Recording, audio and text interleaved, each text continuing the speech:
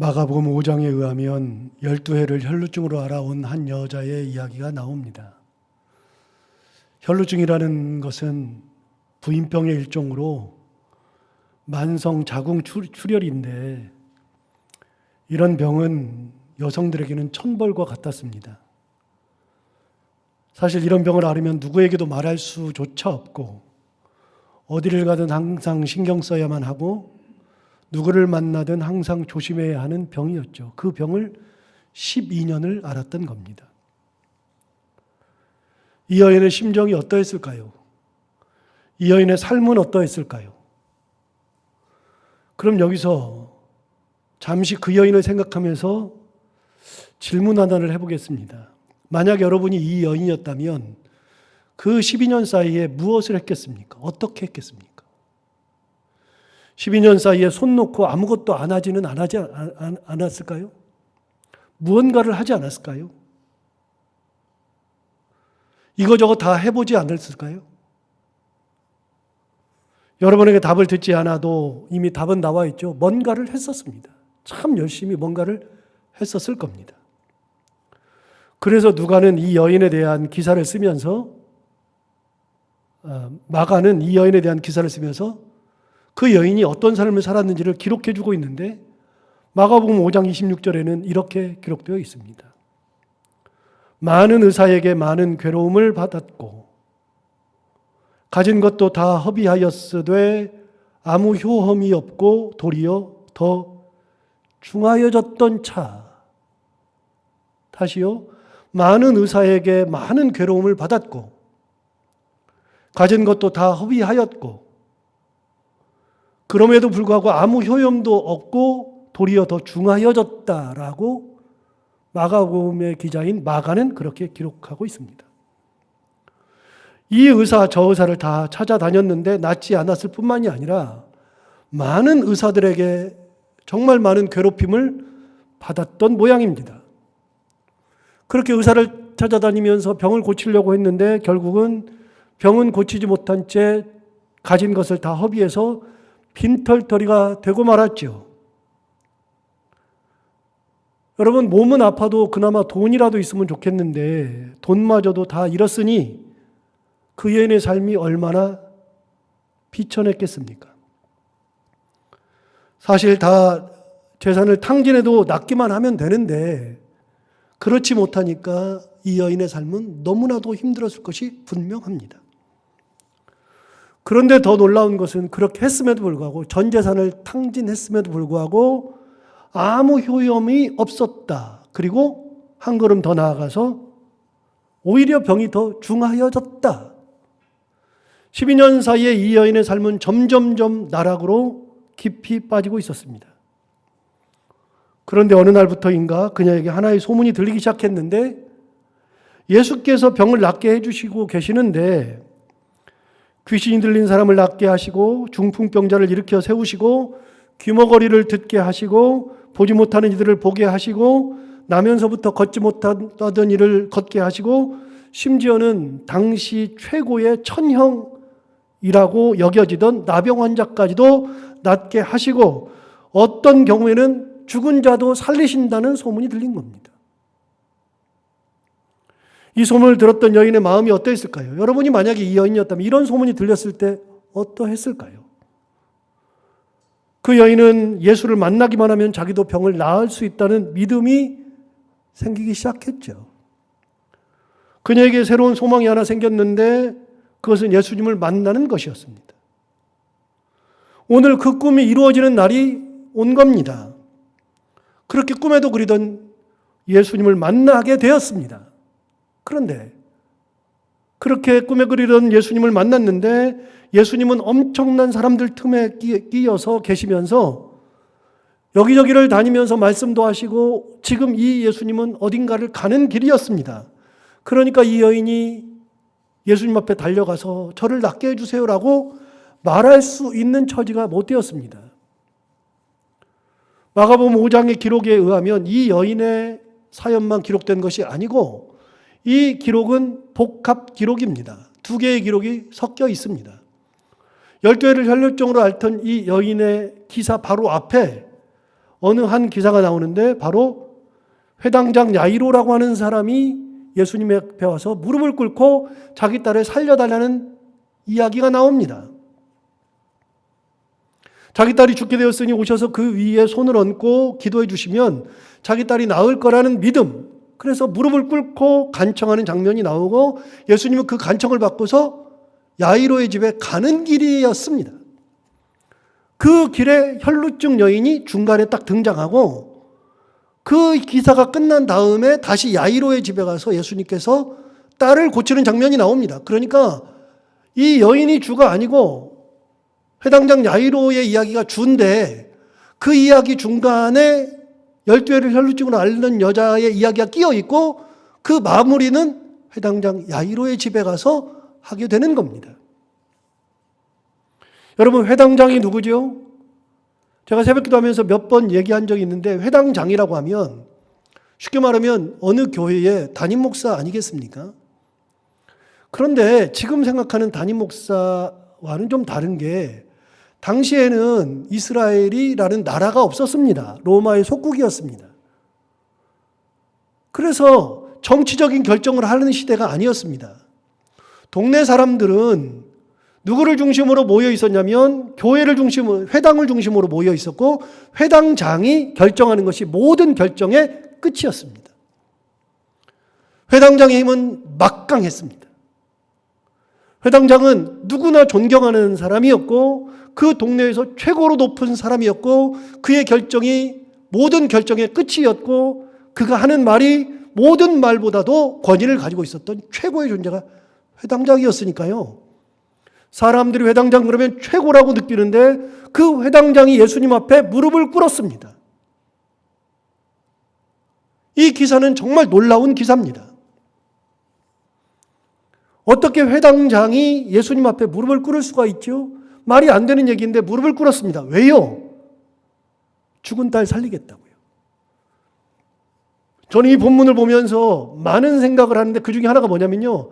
아무리 지위가 높아도, 아무리 사회적 신분이 다른 사람보다 높다 할지라도, 아무리 재산이 많아도, 아무리 대단해도, 아무리 가문이 훌륭해도, 아무리 가진 것이 많아도 자기 딸을 살리는 데에는 부모라 그러면 그 모든 것을 다 뒤로 하고 무릎을 꿇을 수 있는 게 부모 아닙니까? 그러잖아요. 회당장이 그렇게 했습니다. 천지가 뒤집어지는 그런 일이 벌어지고 만 겁니다.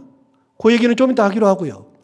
회당장이 그렇게 간청을 했을 때 예수님께서 회당장을 따라서 그의 집에 갑니다. 가는 도중에 12회를 혈루증으로 앓고 있었던 이 여인이 예수님을 만나게 된 겁니다. 자기 평생의 소원 한 번, 예수님 만나는 거, 그리고 고침 받는 거.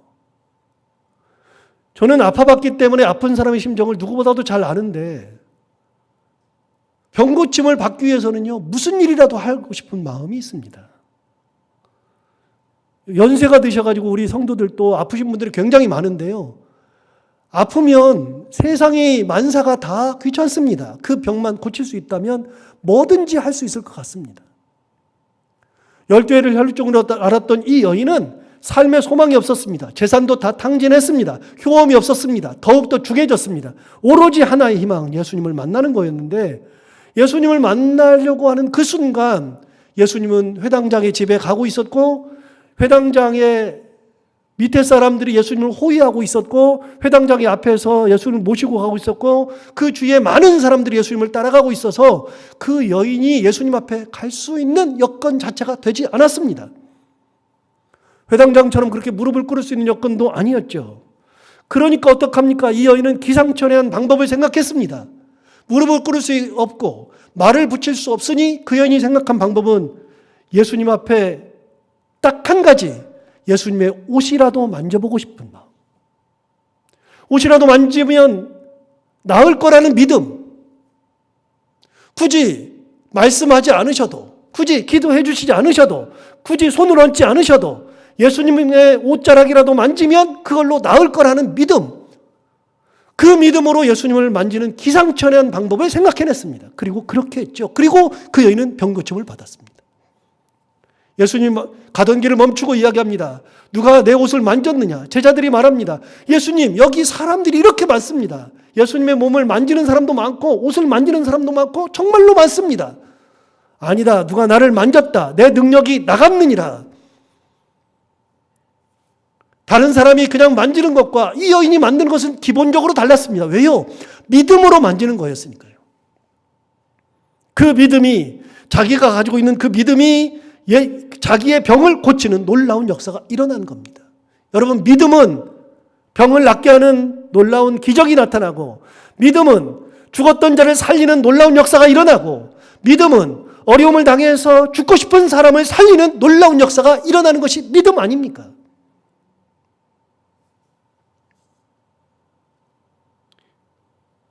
예수님은 그런 분이었습니다. 예수님은 모든 이들이 간절히 소망하는 분이었습니다. 한 번이라도 만나고 싶은 분이 예수님이었습니다.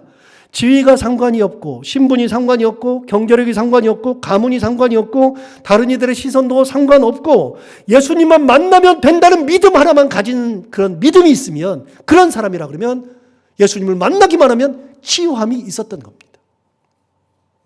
놀라운 일이 일어나는 거죠. 세상에 어느 누구라도 길거리를 지나가다가 예수님의 옷자락이라 만지는 믿음만 있으면 그 믿음으로 자기 병을 낫게 하는, 구원에 이르는 놀라운 역사가 예수님을 만날 때 일어난다는 겁니다. 예수님을 만나게 하면 모든 문제가 해결되는 놀라운 역사가 일어나는 거죠. 그리고 예수님은 그들의 믿음을 보시고 그 믿음대로 모든 일을 고쳐주셨습니다. 예수님을 만지는 사람이 한 명, 두 명이었겠습니까? 예수님 옆에 서 있는 사람이 한 명, 두 명이었겠습니까? 예수님의 말씀을 들었던 사람이 한 명, 두 명이었겠습니까? 그러나 예수님의 능력을 받는 사람은 믿음이 있는 사람들이 받는 겁니다. 믿음이 있어야 주님께서 나를 고쳐주신다는 믿음, 주님의 나의 삶을 이끌어주신다는 믿음, 주님께서 이 문제를 해결해 주신다는 믿음이 있는 사람이 예수님 앞에 가서 그 옷자락을 만졌을 때 자기의 문제가 해결되는 겁니다. 옷을 만진다 그래서 능력이 나가지 않습니다. 제자들이 얘기했습니다. 여기 사람들이 이렇게 많습니다, 주님. 많은 사람들이 있어야 무슨 상관이 있습니까? 그냥 만지는 것이 무슨 상관이 있습니까? 믿음이 있어야만 가능한 일들이 있습니다. 우리 주님을 만날 때는 믿음으로 만나는 거지, 다른 것은 아무것도 없는 겁니다. 예수의 소문을 듣고 예수 한번 만나기를 원했던 그 여인은 많은 의사를 만나서 많은 괴로움을 받고 재산을 탕진했고 병이 더 중대해졌지만 예수님 한 번 만나고 예수님을 만나서 예수님께서 나를 고쳐주신다는 믿음, 그런데 가까이 갈 수 없었을 때, 머리를 조아릴 수 없었을 때, 말을 붙일 수 없을 때, 무릎을 꿇을 수 없을 때, 예수님의 옷자락이라도 만지면 낫겠다는 믿음을 가지고 있었을 때 이 여인에게 놀라운 기적이 일어난 거죠. 여러분, 우리가 예수님을 만나러 오는데, 예수님 앞에 나오는데 어떻게 오느냐? 믿음으로 오는 겁니다. 나의 삶을 인도하신다는 믿음, 나를 이끄신다는 믿음, 내 가정을 책임지신다는 믿음, 그런 믿음으로 예수님 앞에 나아가서 예수님의 옷자락이라도 만질 때 놀라운 역사가 일어나는 거죠. 자, 예수님의 소문을 듣고 이렇게 여인이 예수님을 찾아간 것처럼 오늘 또 예수님의 소문을 듣고 찾아온 사람들이 있습니다. 오늘 본문 1절, 2절 상반절까지만 볼까요? 수일 후에 예수께서 다시 가버나움에 들어가시니 집에 계시다는 소문이 들린지라. 소문이 들렸습니다. 예수님이 그 집에 계시다는 소문이 들렸습니다. 여러분, 소문 굉장히 중요합니다. 2절은 이렇게 얘기합니다. 많은 사람이 모여서 문 앞까지도 들어설 자리가 없게 되었다. 예수님의 소문을 듣고 많은 사람들이 모였는데 문 앞에까지도 들어설 자리가 없이 빡빡하게 모인 겁니다. 예수님 앞에 나아갈 수 있는 길이 없습니다. 사람들이 길을 양보하지도 않습니다. 그런데 그 집에 계시다는 소문이 들렸습니다. 여러분, 이 구절의 시작은 수일 후라는 단어로 시작합니다. 그러면 수일 후를 우리가 알아야죠. 그럼 수일 전에는 어떤 일이 일어났느냐? 수일 전에 무슨 일이 있는지를 살펴볼 필요가 있는데 오늘 본문은 2장 1절이므로 1장부터 살펴봐야 합니다. 1장 뒷부분에 집중적으로 기록되어 있는데요. 1장 21절부터 보시면 1장 21절부터 28절까지는 제목만 보시면 됩니다. 1장 21절부터 28절까지 더러운 귀신 들린 사람을 고치시다. 수일 전에 예수님께서는 더러운 귀신 들린 사람을 고쳤습니다. 계속해서 1장 29절부터 34절까지 보시면 제목만 보시면 많은 사람을 고치시다. 1장 35절부터 39절까지를 보시면 전도여행을 떠나시다. 그런데 전도여행을 떠나는 게 어떤 전도여행이냐? 전도여행의 끝에 1장 35절부터 39절까지가 그 내용인데 39절에 보면 이렇게 말씀하십니다. 이에 온 갈릴리에 다니시며 그들의 여러 회당에서 전도하시고 또 귀신들을 내쫓으시니라. 예수님께서 전도여행 중에 귀신을 내쫓았습니다. 아까 21절에 나오는 것처럼 똑같이 귀신을 내쫓았습니다. 그리고 많은 병자들을, 많은 사람들을 고쳤습니다. 마지막으로 1장 40절부터 45절까지의 제목에 의하면 나병 환자를 깨끗하게 하시다. 수일 동안 일어났던 모든 일들을 기록하는데 1장에서 계속해서 고치시다, 물리치시다, 다 쫓아내시다. 주님께서는 고치시는 것을 주 사역으로 하고 계셨습니다. 그 소문이 들린 겁니다. 예수님은 여러 곳에 다니시면서 이곳저곳에서 병자를 고치시고 귀신을 쫓아내셨는데 아까 1장 21절부터 28절까지를 우리가 봤는데 28절에 보면 마지막에 1장 21절부터 28절에 보면 마지막에 이렇게 이야기합니다. 예수의 소문이 곧 온 갈릴리 사방에 퍼지니라. 예, 이미 1장 28절에도 예수의 소문이 온 갈릴리에 퍼졌습니다. 그만큼 소문이 빨랐습니다. 그 소문을 듣고 사람들이 몰려든 거죠. 그래서 사람들이 몰려들었을 때 예수님께서 더러운 귀신을 고쳐주셨습니다. 여러분, 그 소문을 듣고 사람들이 얼마나 몰려들었는가 하면 1장 32절부터 33절에 보시면 이렇게 기록하고 있죠. 저물어 해질 때에 모든 병자와 귀신 들린 자를 예수께 데려오니 온 동네가 그 문 앞에 모였더라. 이미 오늘 2장 1절에서 소문이 들려서 사람들이 문 앞까지 가득 찬 것이 처음이 아니고요. 이미 1장에서 소문이 갈릴리에 다 퍼졌고 이미 1장 32절 33절에 보면 저물어 해질 때 모든 병자와 귀신 들린 자를 예수께 데려왔다. 그러니까 사람들이 많은 사람들을 데려온 거고 문 앞에 다 모인 겁니다. 이미. 이렇게 소문이 나기 시작했으니 사람들이 엄청 몰리게 된 거죠.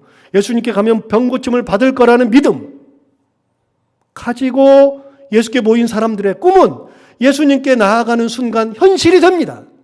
다시요.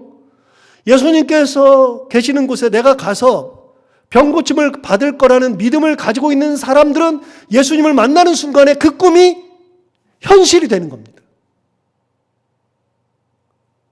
예수님께서 나와 함께 하신다는 믿음을 가진 사람이 예수님과 동행하면, 예수님 앞에 가면 그 꿈을 가진 사람들의 그 꿈은 현실이 됩니다. 예수님께서 동행하십니다.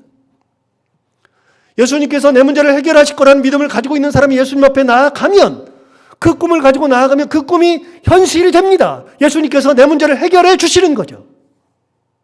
예수님께서 내 앞길을 인도하실 거라는 믿음을 가진 사람, 그런 꿈을 가진 사람이 예수님 앞에 나아가면 그 꿈이 현실이 됩니다. 어떻게 해요?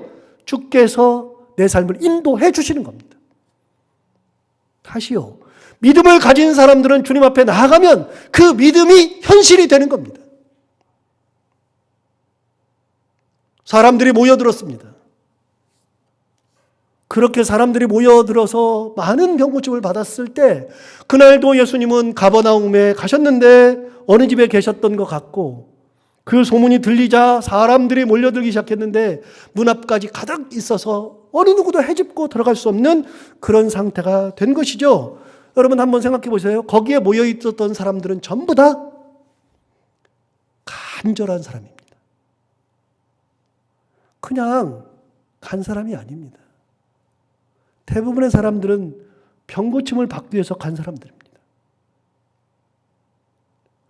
그냥 의미 없이 예수님 앞에 나온 게 아니라 간절함을 가지고 예수님 앞에 나아간 겁니다. 그 간절함은 믿음이 되었고 믿음으로 예수님 앞에 나아간 거죠.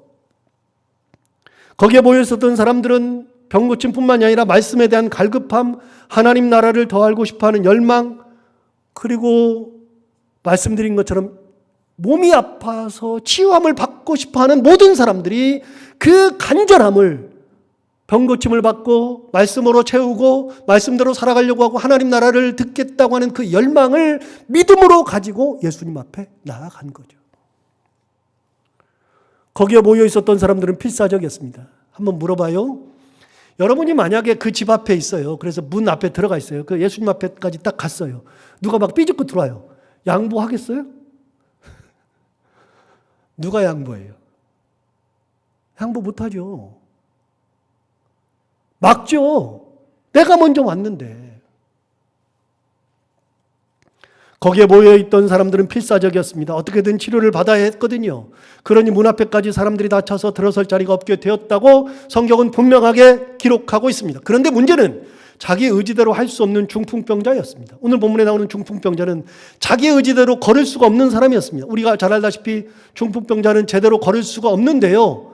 걷긴 걷는 분들이 있지만 그분도 제대로 걷지 못하고요. 좀 심하면 절대로 걸을 수가 없습니다. 이 사람은 걷는 것 자체가 불가능했나 봅니다.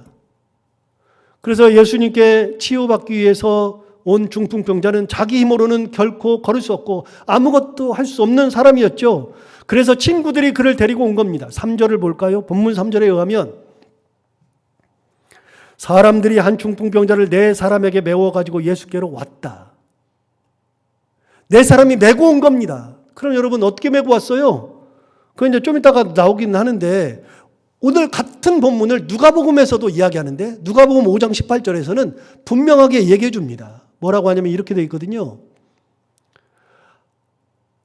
한 중풍병자를 사람들이 침상에 메고 와서 예수 앞에 들여놓고자 하였다. 거기 보면 침상에 메고 왔다고 이야기하고 있습니다. 침상에 메고 와가지고서 침상째 들고 온 겁니다. 그래서 네 사람이 그걸 들고 온 거죠. 메고 온 거죠.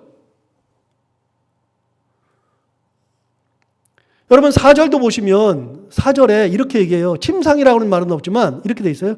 무리들 때문에 예수께 내려갈 수 없으므로 그 계신 곳에 지붕을 뜯어 구멍을 내고 중풍병자가 누운 상을 달아내렸다라고 돼 있잖아요. 그 상이 뭡니까?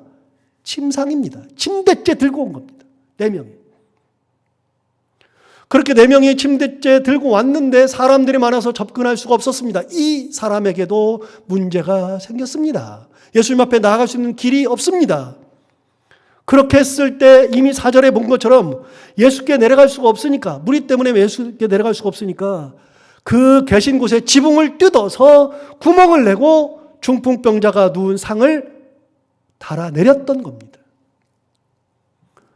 여러분 참 기발하지 않습니까? 지붕을 뜯는다. 이제 우리는 우리식으로 생각하면 지붕을 뜯는다 그러면 큰 일인데요.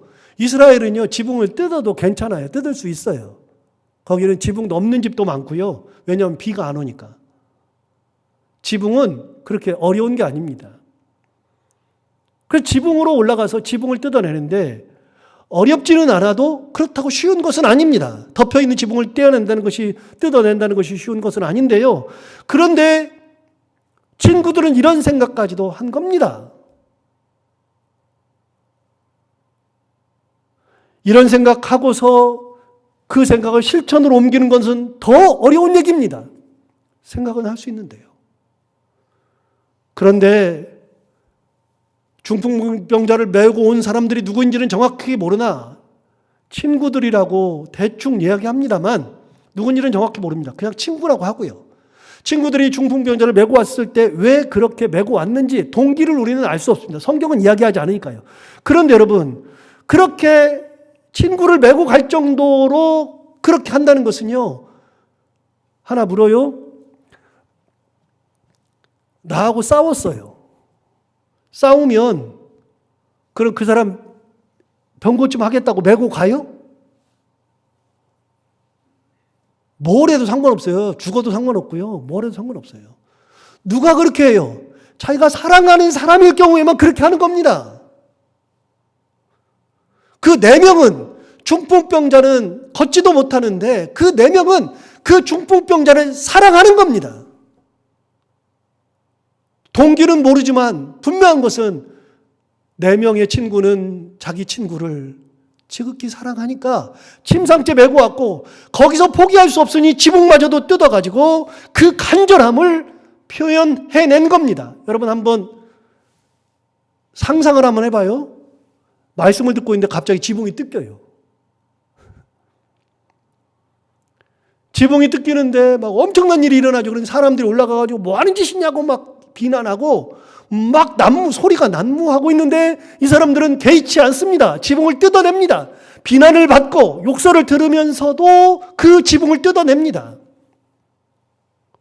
그리고 뜯어낸 다음에 내 귀퉁이에 침상에다가 줄을 매달아서 위에서부터 아래로 내려오는 겁니다. 예수님이 계시는 곳으로 침상이 내려오는 거죠. 한번 상상을 한번 해보시라고요. 이게 보통의 사랑의 표현이 아닙니다.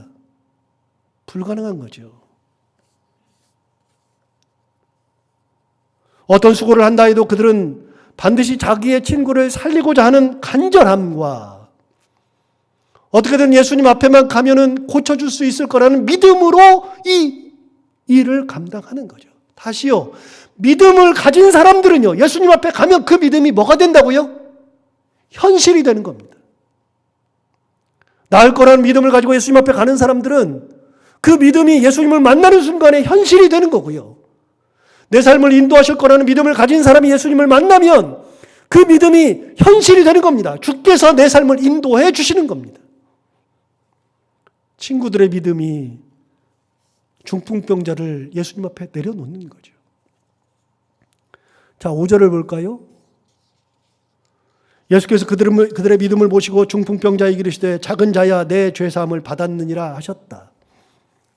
참 재밌는 표현이 나와요. 자, 중풍병자를 낫게 하려면 이렇게 해야 되죠. 예수께서 중풍병자의 믿음을 보시고 이래야 되잖아요. 그런데 오늘 본문은 뭐라고 되어 있어요? 그들의 믿음을 봤대요. 여기는 복수 형태인데 중풍병자는 한 명이니까 만약에 중풍병자 얘기를 하면 그의 믿음을 보시고 이렇게 해야 되잖아요. 근데 여기는 그들이니까 복수 형태잖아요. 그럼 누구 믿음을 봤다는 겁니까? 친구들의 믿음을 봤다는 겁니다.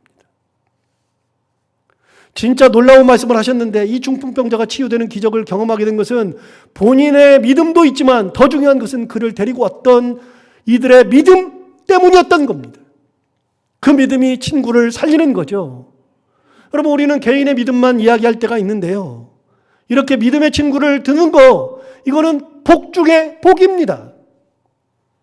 믿음의 사람이 나와 함께 있는 것은 복 중의 복입니다. 그래서 좋은 부모를 만나는 게 진짜 복 중의 복이고요. 내 길을 기도하면서 개척하는 부모가 계시면 복 중의 복이고요. 내가 가는 길을 옆에서 북돋워주고 같이 믿음 생활하고 있는 친구가 있다는 것은 복 중의 복이고요. 나를 살리기 위해서 나를 들쳐업고 뛰어갈 수 있는 사람이 있다면 그것이 복 중의 복입니다.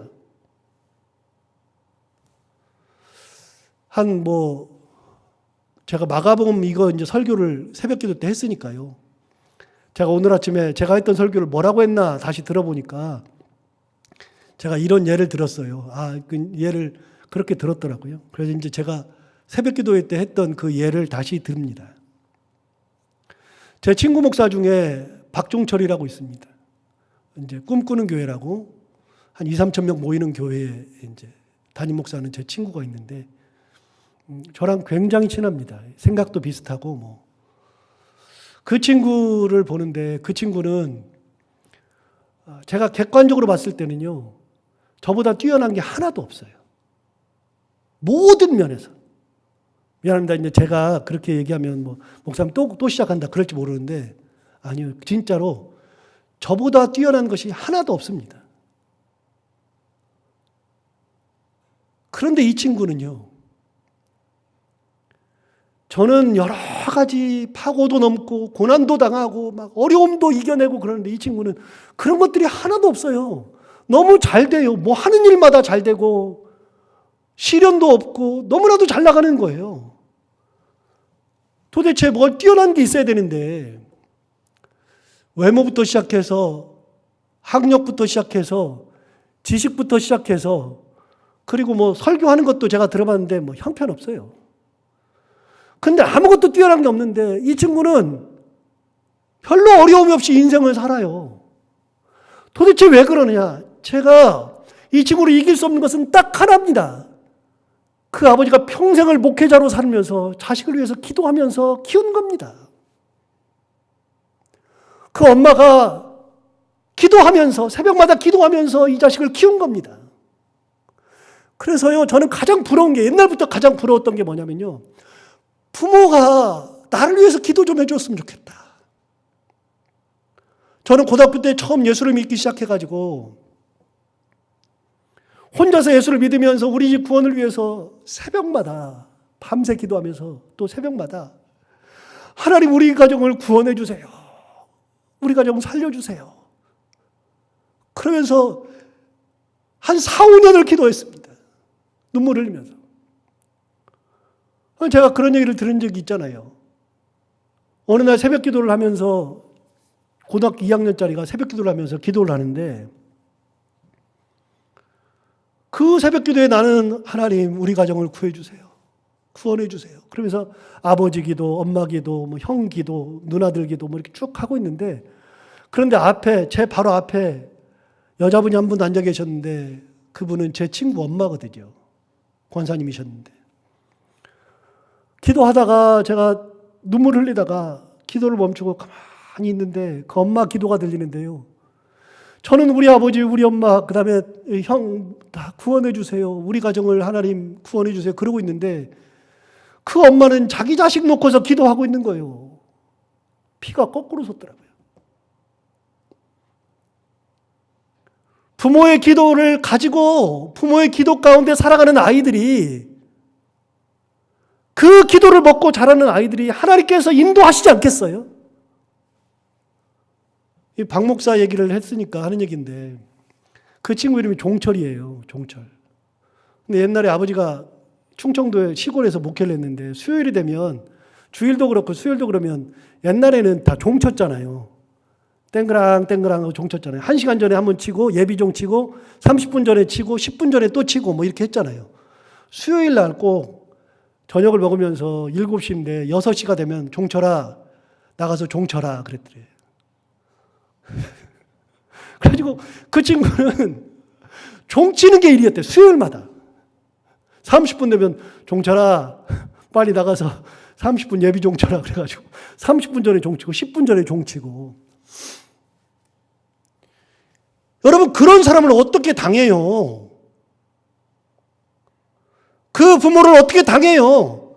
그 부모가 가지고 있는 신앙을 어떻게 당해요? 아무것도 안 돼요.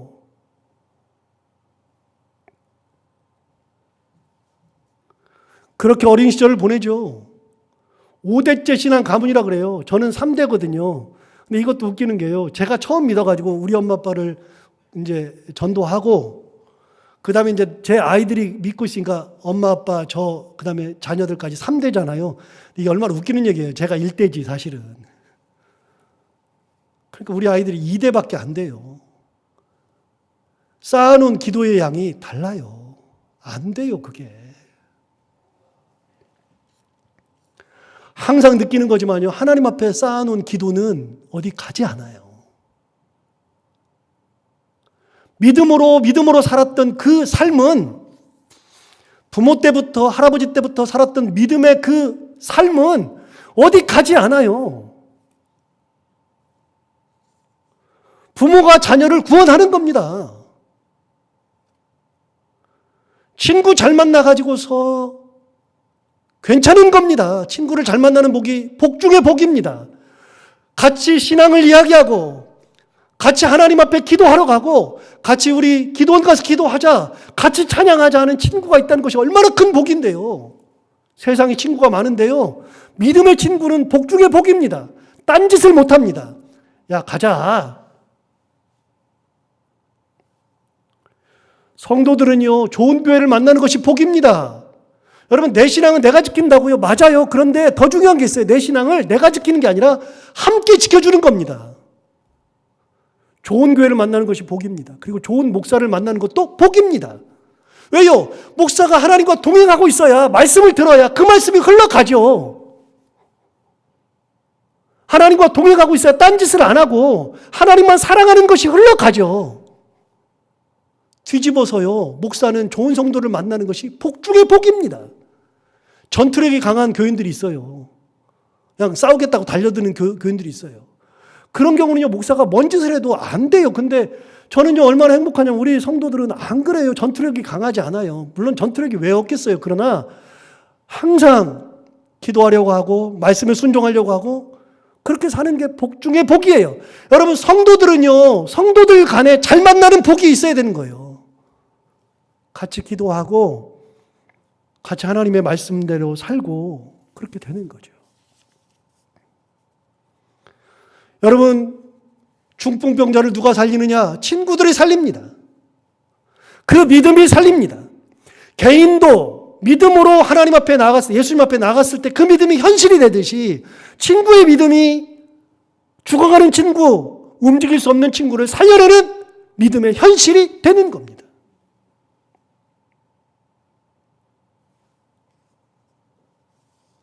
그래서 오늘 본문 12절에 보시면 결론은 이렇게 이야기합니다. 그가 일어나 곧 상을 가지고 모든 사람 앞에서 나갔다. 여러분, 중풍병자가 상을 가지고 나갔대요. 근데 이게 얼마나 웃긴 얘기냐면요. 여러분, 만약에 못 걷게 됐다 걸었어요. 걸으면 그때부터 잘 걸어요? 나는 막 엄청나게 힘이 세져가지고 막 잘 걸어요? 그런 사람이 어디가 있어요. 아팠다가 나은 사람은요, 서서히 잘 걷지, 처음부터 잘 걷지 않아요. 이 사람 뭐라고 그랬어요? 그가 일어나 곧 상을 가지고 모든 사람 앞에서 나갔다. 상을 메고 나갔어요. 예수님의 은혜를 입었을 때 그런 놀라운 역사가 일어나는 겁니다. 이게. 이 중풍병자는 자기 믿음의 의사가 아니라 친구들의 믿음으로 병고침을 받는 거예요.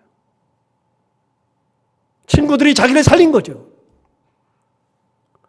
여러분, 오늘부터 대림절이 시작됩니다. 대림절, 대강절. 대림절은 예수님이 오시기 전에, 예수님이 이제 초림을 하시잖아요. 크리스마스가 오기 전에 4주 전부터를 대림절이라고 그래요. 예수님을 기다리는 거예요. 대림절. 대강절 혹은 대림절. 예수님 막 기다려요. 그래서 막 오시는 것을 기다리고 있는데, 그런데 그 4주 사이에 예수님의 삶을 묵상하는 거예요. 예수님이 어떻게 오셨고, 예수님이 어떻게 하셨고, 예수님께서 우리에게 주신 것이 무엇이고, 그걸 기억하고 그대로 살아가는 것이 대림절이거든요. 그럼 여러분, 오늘부터가 대림절이 시작이에요. 그래서 제가 오늘부터 크리스마스 트리 해놓으라는 거거든요. 근데 여러분, 대림절을 하면서 예수님이 오신 것을 기억하고 살아가는 건데, 예수님이 어떤 분이시냐? 예수님이 뭐하러 오셨느냐? 친구들처럼 우리를 살리러 오신 거 아닙니까? 주님이 왜 오셨어요? 왜 십자가에 돌아가세요? 이유는 간단한 겁니다. 우리를 살리러 오신 거고, 살리시러 오셔서 이 십자가까지도 지시는 거죠. 그래서 주님을 나의 친구로 받을 때 내게 구원이 일어나는 겁니다. 내 힘으로가 아니라. 오늘 첫 번째 날 친구들이 친구를 살리듯이 주께서 우리를 살리러 오셨다. 기억하고 이 대림절 기간에 예수님의 오심을 기억하고 예수님의 마음을 가지고 살아가고, 오늘 본문에 있는 것처럼 내가 사랑하는 자녀를 살리고, 내가 교회를 살리고, 같은 성도를 살리고, 친구를 살리고, 남편을 살리고, 아내를 살리고, 자식들을 살리고, 그렇게 은혜의 삶을 살아가며 사람들을 예수님처럼 구원하는 그런 놀라운 은혜의 삶을 살아가는 저희들이 다 되기를 바랍니다. 기도하겠습니다. 하나님 아버지, 감사합니다. 오늘도 귀한 말씀으로 우리를 깨우쳐 주셔서 감사합니다. 주님 앞에 가면 그 믿음이 현실이 된다는 것을 깨닫게 되었습니다. 그렇습니다, 주님. 나를 고쳐주실 거라는 믿음만 가지고 가면, 주님 앞에 가면 그 믿음이 현실이 되어서 고침을 받고, 나를 인도하실 거라는 믿음만 가지고 주님 앞에 나가면 주님께서 나를 인도하시는 그런 현실이 있고, 하나님 아버지, 내가 그 믿음을 가지고 주님 앞에 나아가는 그런 삶을 살게 하여 주옵시고, 나의 믿음이 중풍병자 친구를 살렸던 것처럼 내 믿음으로 가족을 살리고 자녀들을 살리고 부모를 살리고 친구들을 살리고 교회를 살리고 성도들과 함께 놀라운 서로 살리는 그런 역사의 삶을 살아가는 저희들 모두가 다 되게 하여 주옵소서. 예수님 이름으로 기도하옵나이다. 아멘.